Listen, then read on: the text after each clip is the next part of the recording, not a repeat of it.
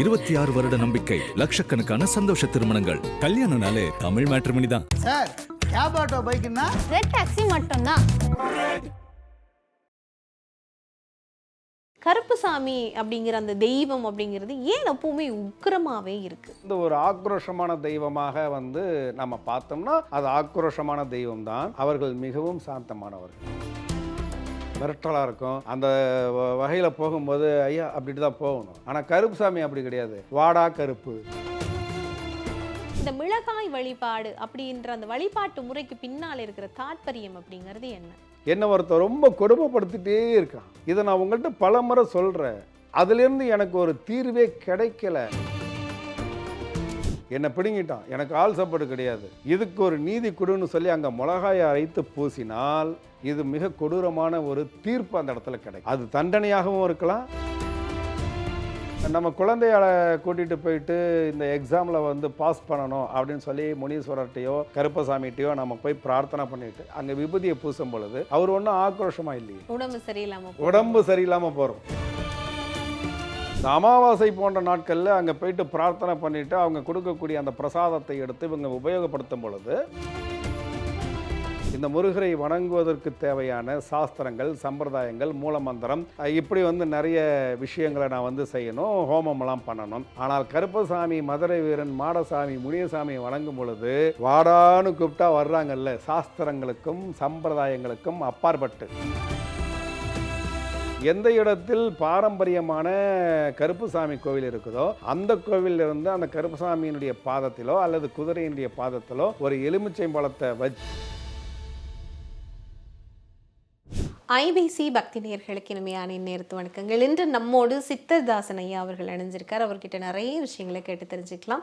வணக்கம். வணக்கம்மா. குலதெய்வத்தை பற்றி பேசும்போது நம்ம ஆண் தெய்வம் பற்றி, பெண் தெய்வம் பற்றிலாம் நிறைய விஷயம் பேசியிருக்கிறோம்.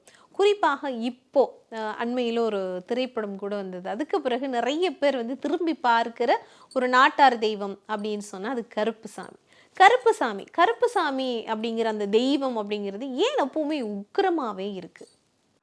இன்னும் நம்ம உள்ளார்ந்த பார்த்தோம் அப்படின்னா மதுரை வீரன்னு சொல்லுவாங்க, முனீஸ்வரர்னு சொல்லுவாங்க. இது அந்த ஊருக்கு தகுந்தார் மாதிரி மாற்றிக்கிட்டாலும் கருப்புசாமி எல்லாமே மதுரை வீரன் எல்லாமே ஒரே தன்மையுடன் கூடியவர்கள் தான். ஆனால் என்ன அளவில் அவங்கள ஒரு ஆக்ரோஷமான தெய்வமாக நம்ம பார்த்தோம்னா அது ஆக்ரோஷமான தெய்வம்தான். அவர்கள் மிகவும் சாந்தமானவர்கள். ஏன்னா இப்போ ஒரு ஊரில் ஒரு ரவுடி ஒருத்தன் இருக்கிறான் அப்படின்னு சொன்னால் அந்த ரவுடியை பார்த்தா ஐயான்னு தான் நீங்கள் கையெடுத்து கும்பிடணும். அவனுடைய மீசையை பார்த்தாவே பயமாக இருக்கும். அவனுடைய ஆக்டிவிட்டீஸ் எல்லாம் மிரட்டலாக இருக்கும். அந்த வகையில் போகும்போது ஐயா அப்படின்ட்டு தான் போகணும். ஆனால் கருப்புசாமி அப்படி கிடையாது. வாடா கருப்பு, கருப்பா. இப்போ வீட்டில் அந்த மதுரை, தேனி அந்த பகுதியிலலாம் பார்த்தீங்கன்னா நம்ம வீட்டுக்கு பொண்ணு கேட்டு மாப்பிள்ளை வீடு வந்துச்சு அப்படின்னு தன் கணவர்கிட்டையோ அல்லது கணவர் மனைவிக்கிட்டேயோ சொல்லும் பொழுது அங்கே இருக்கக்கூடிய பெரியவர்கள் கருப்பு என்ன சொல்கிறான் இதை தான் கேட்பாங்க. நீ கருப்புக்கிட்ட சொல்லிட்டியா, கருப்பு என்ன சொல்கிறான்? அப்போ கருப்பு என்பது யார்? துஷ்டமான, உக்ரமான, அப்படிப்பட்ட தெய்வம் இல்லை, நம் குடும்பத்தில் ஒருவர். அதனால தான் நம்ம வாடா கருப்பு, கருப்பு என்ன சொல்கிறான், கருப்புக்கிட்ட கேட்டியா, இதெல்லாம் சொல்கிறோம். ஆனால் தேவைப்படும் நேரங்களில் அவர் உக்ரமான தெய்வமாகத்தான் இருப்பார். நீங்கள் சொல்கிறது ஒரு விஷயம் சரிதான். ஆனாலும் நம்ம கருப்புசாமியை பொறுத்த வரைக்கும் அவருக்கான படையல் அப்படின்றது ஒன்று இருக்கு இல்லையா? அந்த படையல் அப்படின்றத நம்ம பார்க்கும்போது இந்த மாதிரி சுருட்டில் இருந்து கூட எல்லாமே படிக்கிறோம். அது எதுக்காக ஐயா? நம்ம சாதாரணமாக ஒரு சாமிக்கான படையலை பார்க்கிற போது அந்த மாதிரி எல்லாம் இல்லை. ஆனால் கருப்புசாமியை பொறுத்த வரைக்கும் இந்த மாதிரியாக மாமிசமாக இருக்கட்டும் அல்லது இந்த மதுவாக இருக்கட்டும், இந்த மாதிரி புகைக்கிறதுக்கான சில விஷயங்களாக இருக்கட்டும், இதையெல்லாம் படைக்கிறாங்களே, அதுக்கான காரணம் என்ன? கோளாரை எனக்கு சரி பண்ணி தா அப்படின்னு சொல்லி அங்காள பரமேஸ்வரிக்கிட்டையோ தேவி கருமாரிக்கிட்டையோ அல்லது முருகர்கிட்டையோ நாம் போய் முறையிடும் பொழுது அவங்க டைரெக்டாக அதை எடுக்க மாட்டாங்க.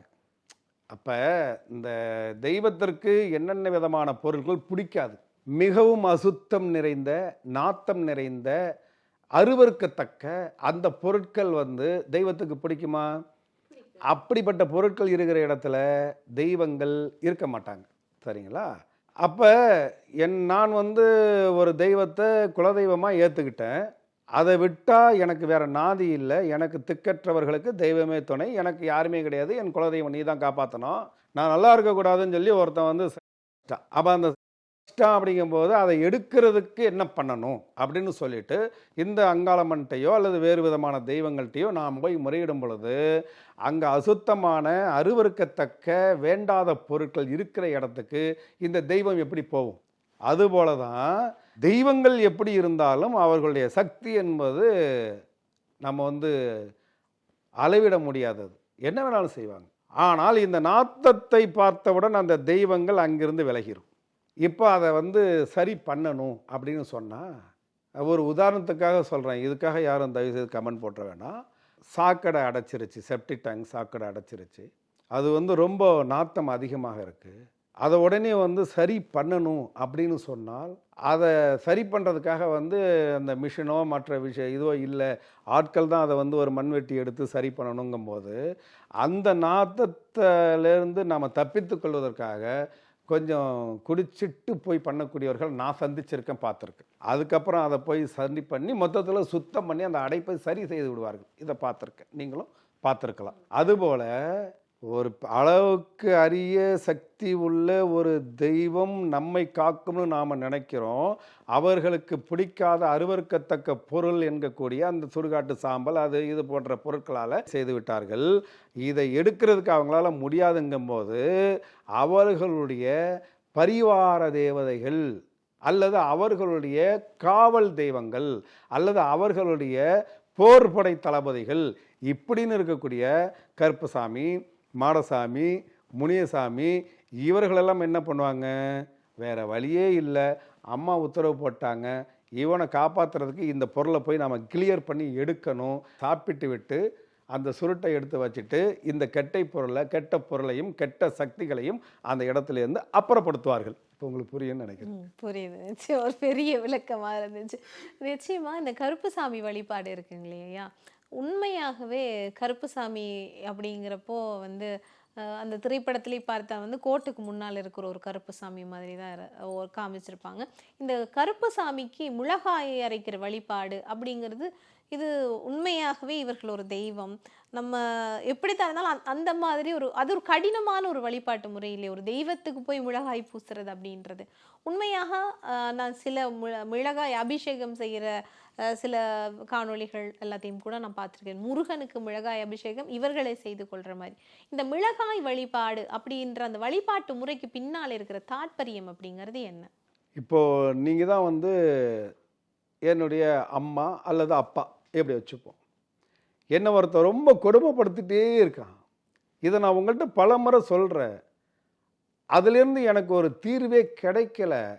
உன்னுடைய கர்மா நீ அனுபவிக்கணும், இல்லை அவன் வந்து அப்படி இருப்பான், அவனுடைய கர்மா அவன் உன்னை வந்து கொடுமைப்படுத்தி ஆகணும், இதை மாதிரியான ஒரு சூழ்நிலை தான் இருக்குது அப்படின்னு சொல்லிட்டு நீங்கள் வந்து அலட்சியமாகவே இருக்கும் பொழுது அந்த சுவாமி சிலைக்கு முன்னாடி போயிட்டு அந்த மிளகாயை கொளுத்துறாங்க இல்லையா, அப்போ நம்ம அப்பாவோ அம்மாவோ நம்மளை காப்பாற்றணும் என்கின்ற எண்ணத்தோடு நம்ம எத்தனை கோரிக்கை கொடுத்தும் அதற்கு செவி மடுக்கவில்லை, திரும்பி பார்க்கவில்லைங்கும்போது உங்களை வந்து அந்த எப்படி இது பண்ணுவாங்க, எதுவாவது ஒரு வகையில் வந்து உங்களை வந்து வெறுப்பேற்றி விடுறது, எப்படியாவது என்னை காப்பாற்று அப்படின்னு சொல்கிறது. அது மாதிரி நான் உன்னை நம்பி இருக்கிறேனே, என் வயிறு எரியுதே, என் நெஞ்சு எரியுதே, என்னை இப்படி வந்து அவன் வந்து வாழ விடாமல் பண்ணுறானேன்னு சொல்லிட்டு சுவாமிக்கு முன்னாடி மிளகாயை வச்சு கொளுத்துறத நான் பார்த்துருக்கேன் முனீஸ்வரர் கோவில்களில். கருப்பசாமிக்கு மிளகாய் அரைத்து பூசுவதை அந்த கருப்பு படம் பார்த்தது பிறகு தான் நான் தெரிந்து கொண்டேன்.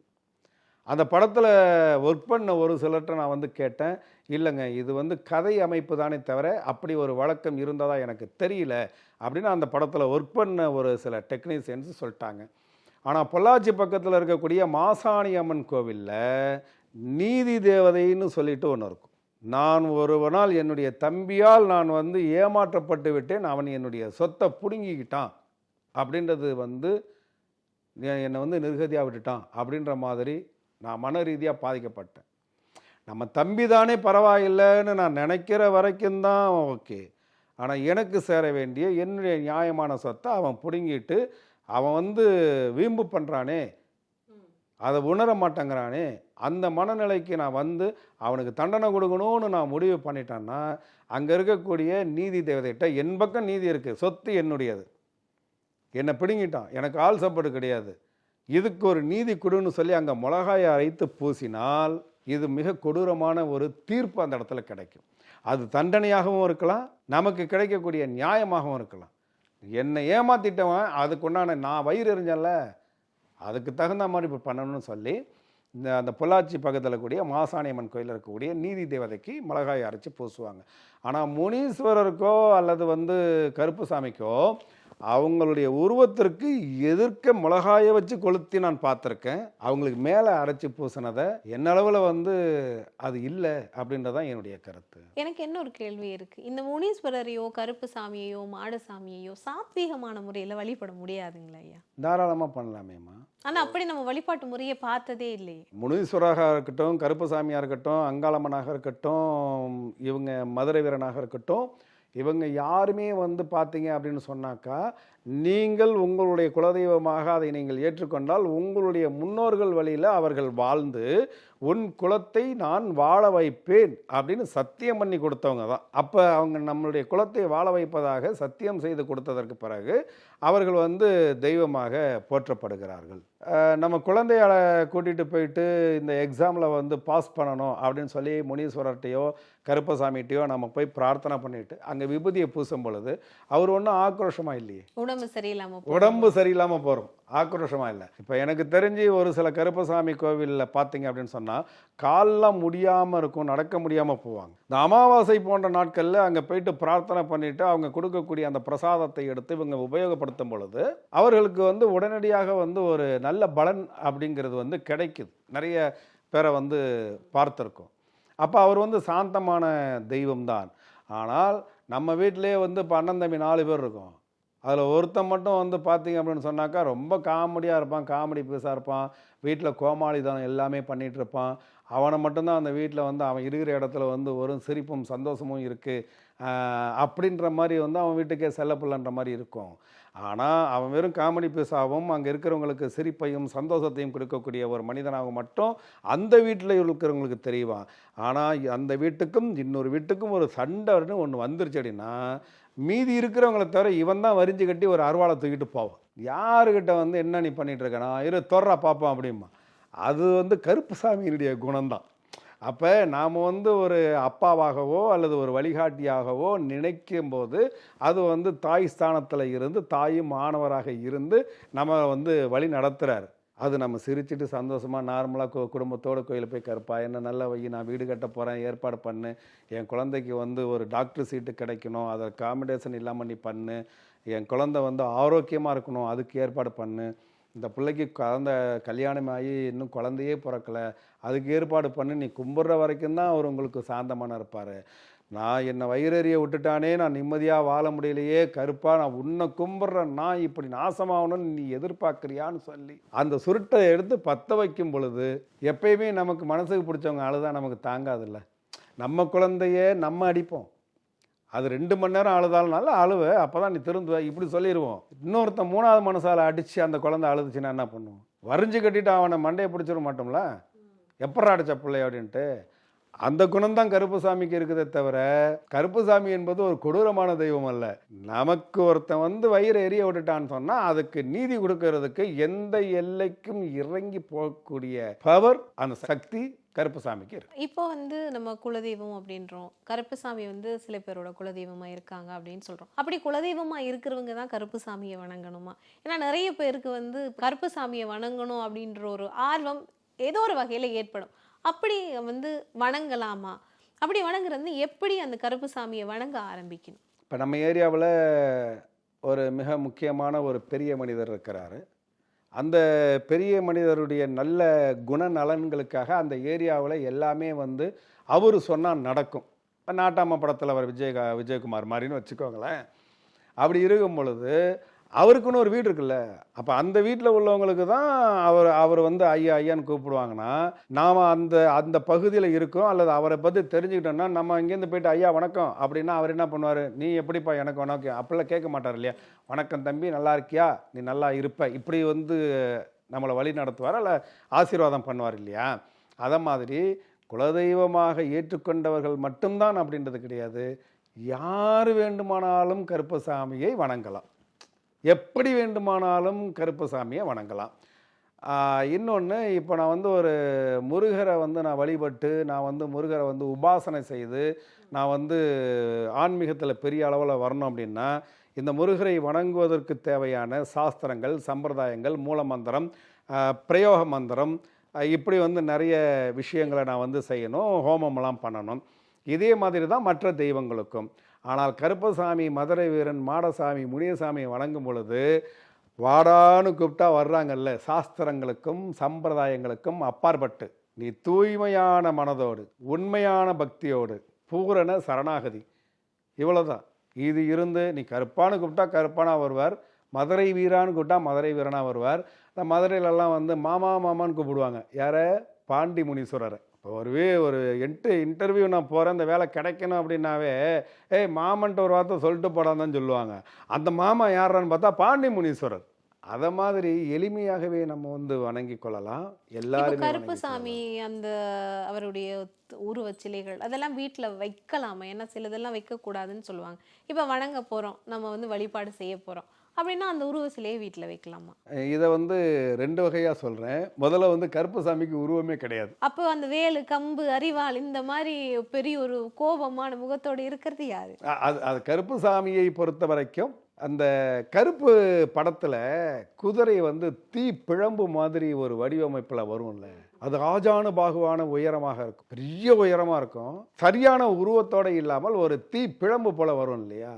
இதுதான் கருப்பசாமி. அவ்வளவு அந்த தீ பிழம்பு மாதிரி இருக்கிறதை பார்க்கக்கூடிய நெஞ்சு உரம் நம்மள்கிட்ட இல்லைன்றதுனால அதை ஒரு உருவமாக நம்ம வந்து வடிவமைச்சோம். அப்போ அந்த உருவமாக நாம் வடிவமைத்தால் கூட கருப்பசாமியை பொறுத்த வரைக்கும் எல்லை தெய்வம் அல்லது காவல் தெய்வம்னு நம்ம இஷ்ட தெய்வம் தான்.